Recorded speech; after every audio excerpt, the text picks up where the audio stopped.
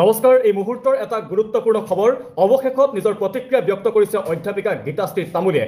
গীতাশ্ৰী তামুলীয়ে বি বৰুৱা মহাবিদ্যালয়ত বক্ৰপথৰে নিযুক্তি লাভ কৰা বুলি মুখ্যমন্ত্ৰী হিমন্ত বিশ্ব শৰ্মাই বিধানসভাত যি অভিযোগ উত্থাপন কৰিছিল, তাৰ পাছত গীতাশ্ৰী তামুলী আৰু বিধায়ক অখিল গগৈয়ে তদন্তৰ দাবী জনাই মুখ্যমন্ত্ৰীলৈ পত্ৰ লিখিছিল। কিন্তু মুখ্যমন্ত্ৰীয়ে পৰৱৰ্তী সময়ত তদন্ত দিবলৈ অস্বীকাৰ কৰে আৰু তাৰ পাছত কিছু সময়ৰ পূৰ্বে অধ্যাপিকা গীতাশ্ৰী তামুলীয়ে নিজৰ সমৰ্থনত অৰ্থাৎ আত্মপক্ষত এষাৰ তেওঁ ফেচবুক পোষ্ট লিখিছে।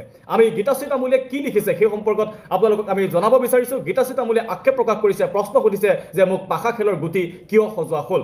গীতাশ্ৰী তামুলীয়ে ফেচবুক পোষ্টৰ জৰিয়তে কি স্পষ্টীকৰণ দিছে আমি আপোনালোকক পঢ়ি শুনাব বিচাৰিছো। গীতাশ্ৰী তামুলীয়ে লিখিছে আত্মপক্ষ সমৰ্থনত এষাৰ। বি বৰুৱা কলেজত মোৰ নিযুক্তি সম্পৰ্কে মাননীয় মুখ্যমন্ত্ৰীয়ে বিধানসভাত দাঙি ধৰা বক্তব্যৰ পাছত নিযুক্তিৰ সমগ্ৰ প্ৰক্ৰিয়াৰ তদন্ত বিচাৰি মই উচ্চ শিক্ষা বিভাগৰ সঞ্চালকৰ জৰিয়তে মাননীয় মুখ্যমন্ত্ৰী মহোদয়লৈ এক আবেদন পত্ৰ প্ৰেৰণ কৰিছো। এই আবেদন পত্ৰৰ কোনো আনুষ্ঠানিক সঁহাৰি সদুত্তৰ নোপোৱা পৰ্যন্ত মই ধৈৰ্যৰে অপেক্ষা কৰিব লাগিব। এগৰাকী শিক্ষক বা সাধাৰণ চৰকাৰী কৰ্মচাৰী হিচাপে এনেদৰে অপেক্ষা কৰি থকাৰ বাহিৰে মোৰ কোনো গত্যন্তৰ নাই। মই ৰৈ আছো। এই সময়ছোৱাত মোৰ শুভানুধ্যায়ী সৎ জীৱনাদৰ্শত বিশ্বাসী যিসকল অগ্ৰজ অনুজ ব্যক্তি, প্ৰাক্তন আৰু বৰ্তমানৰ ছাত্ৰ ছাত্ৰী তথা বিদ্যুৎ মহলৰো বৰেণ্য ব্যক্তিয়ে মোৰ প্ৰতি অভাৱিত সমৰ্থন আগবঢ়ালে, সেইসকলৰ প্ৰতি মোৰ অন্তৰৰ কৃতজ্ঞতা যাচিলোঁ। মই বিশ্বাস কৰোঁ যে বি বৰুৱা কলেজত নিজৰ নিযুক্তি পাবলৈ মই কোনো ধৰণৰ অসততাৰ আশ্ৰয় লোৱা নাছিলোঁ। যিহেতুকে স্বয়ং মুখ্যমন্ত্ৰী মহোদয়ে নিজেই শিক্ষামন্ত্ৰী হৈ থকা কালৰ এই শিক্ষক নিযুক্তি সম্পৰ্কে অসন্তুষ্টি প্ৰকাশ কৰিছে, গতিকে এটা যথোপযুক্ত তদন্ত নিশ্চয়কৈ লাগে।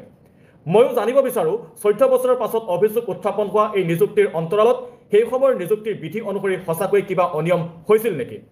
অনিয়মৰ বিষয়ে জানিও সংশ্লিষ্ট পক্ষসমূহ ন্যায়ালয়লৈ নগ'ল কিয় মোক পাশা খেলৰ গুটি সজোৱা হ'ল?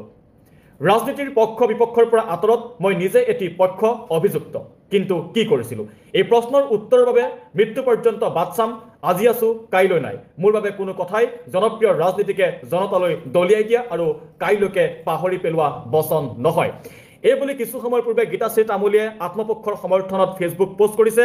মুখ্যমন্ত্ৰী হিমন্ত বিশ্ব শৰ্মা চৰকাৰে গীতাশ্ৰী তামুলীৰ নিযুক্তি সম্পৰ্কীয় তদন্ত কৰিবলৈ অস্বীকাৰ কৰাৰ পাছত বিধায়ক অখিল গগৈয়ে প্ৰত্যাহ্বান জনাইছিল মুখ্যমন্ত্ৰী হিমন্ত বিশ্ব শৰ্মাক যে তদন্ত কৰি বিষয়টো স্পষ্ট কৰিব লাগে। গীতাশ্ৰী তামুলীয়েও তদন্ত বিচাৰি তেওঁ পত্ৰ লিখিছিল আৰু বিষয়টো স্পষ্ট কৰিব লাগে বুলি হিমন্ত বিশ্ব শৰ্মালৈ দাবী উত্থাপন কৰিছিল। কাৰণ এনেধৰণৰ অস্বস্থ অৱস্থা এটাত ৰাখিলে গীতাশ্ৰী তামুলীয়ে নিশ্চিতভাৱে তেওঁৰ প্ৰতি সেয়া ন্যায় প্ৰদান কৰা নহ'ব, তেওঁ জাষ্টিছ লাভ নকৰিব। গতিকে জনমানসত তেওঁক যি সেৱা প্ৰতিপন্ন কৰা হ'ল তাৰ পৰা তেওঁ পৰিত্ৰাণ পাবৰ বাবে তেওঁ প্ৰত্যাহ্বান জনাইছিল মুখ্যমন্ত্ৰী হিমন্ত বিশ্ব শৰ্মাক। আৰু বিধানসভাৰ মজিয়াত এগৰাকী স্বাভিমানী এগৰাকী প্ৰতিষ্ঠিত ব্যক্তিক যিদৰে সমাজত সেৱা প্ৰতিপন্ন কৰা হ'ল, তাৰ পাছত নিশ্চিতভাৱে সকলো ব্যক্তিয়ে, সকলো সৎ সাহসী আৰু নিকা ব্যক্তিয়ে প্ৰত্যাহ্বান জনাব এই বিষয়টোত। আৰু গীতাশ্ৰী তামুলীয়েও সেই কামটো কৰিছিল, কাৰণ গীতাশ্ৰী তামুলীয়ে নিজে বিশ্বাস কৰোঁ বুলি উল্লেখ কৰিছে যে তেওঁ কোনো ধৰণৰ মুখ্যমন্ত্ৰী হিমন্ত বিশ্ব শৰ্মাই অভিযোগ উত্থাপন কৰাৰ দৰে বেয়া কাম কৰা নাছিল, দুৰ্নীতি কৰা নাছিল। তেওঁৰ চাকৰি, তেওঁৰ নিযুক্তি সম্পূৰ্ণ নিকা আছিল। গতিকে এই বিষয়ত তদন্ত কৰি মুখ্যমন্ত্ৰী হিমন্ত বিশ্ব শৰ্মা বা চৰকাৰখনে এটা স্পষ্টীকৰণ দিব লাগে। তেওঁলোকে তদন্ত কৰি গীতাশ্ৰী তামুলীক ন্যায় প্ৰদান কৰিব লাগে। বিদ্যুৎ সমাজেও বা গীতাশ্ৰী তামুলীৰ শিক্ষাৰ্থী সমাজেও প্ৰতিবাদ সাব্যস্ত কৰিছিল আৰু সকলোৱে তদন্তৰ দাবী কৰিছিল। অখিল গগৈ বাৰে বাৰে প্ৰত্যাহ্বান জনাইছে মুখ্যমন্ত্ৰী হিমন্ত বিশ্ব শৰ্মাক বিষয়টো তদন্ত কৰি স্পষ্ট কৰিব লাগে।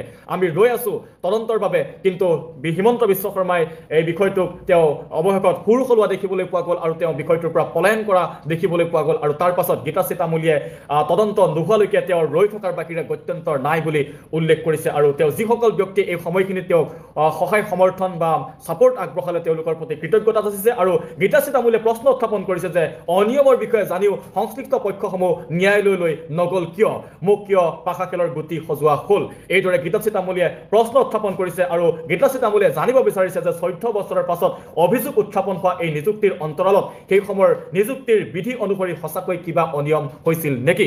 এই কথাসমূহৰ গীতাশ্ৰী তামুলীয়ে স্পষ্টীকৰণ বিচাৰিছে। মুখ্যমন্ত্ৰী হিমন্ত বিশ্ব শৰ্মাৰ পৰা, কাৰণ তেওঁ সেই সময়ত নিজেই শিক্ষামন্ত্ৰী আছিল আৰু তেওঁ বিষয়টো অৱগত বুলি উল্লেখ কৰিছিল আৰু তাৰ কাৰণে গীতাশ্ৰী তামুলী বা অখিল গগৈ বা এই দম্পতীয়ে তেওঁলোকে তদন্ত বিচাৰি মুখ্যমন্ত্ৰী হিমন্ত বিশ্ব শৰ্মালৈ পত্ৰ লিখি প্ৰত্যাহ্বান জনাইছিল এক প্ৰকাৰ। আৰু এতিয়া হিমন্ত বিশ্ব শৰ্মাই তদন্ত কৰিবলৈ অস্বীকাৰ কৰাৰ পাছত গীতাশ্ৰী তামুলীৰ বাবে ৰৈ থকাৰ বাহিৰে কোনো গত্যন্তৰ নাই বুলি তেওঁ উল্লেখ কৰিছে আৰু তেওঁ এতিয়াও তদন্তৰ বাবে সাজু হৈ আছো বা ৰৈ আছো বুলি তেওঁ উল্লেখ কৰিছে।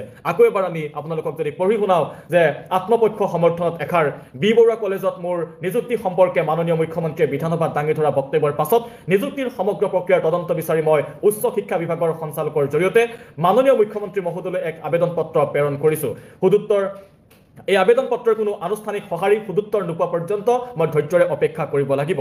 এগৰাকী শিক্ষক বা সাধাৰণ চৰকাৰী কৰ্মচাৰী হিচাপে এনেদৰে অপেক্ষা কৰি থকাৰ বাহিৰে মোৰ কোনো গত্যন্তৰ নাই, মই ৰৈ আছো। এই সময়ছোৱাত মোৰ শুভানুধ্যায়ী সৎ জীৱনাদৰ্শত বিশ্বাসী যিসকল অগ্ৰজ অনুজ ব্যক্তি, প্ৰাক্তন আৰু বৰ্তমানৰ ছাত্ৰ ছাত্ৰী তথা বিদ্যুৎ মহলৰ বৰেণ্য ব্যক্তিয়ে মোৰ প্ৰতি অভাৱিত সমৰ্থন আগবঢ়ালে সেই সকলৰ প্ৰতি মোৰ অন্তৰৰ কৃতজ্ঞতা যাচিলোঁ।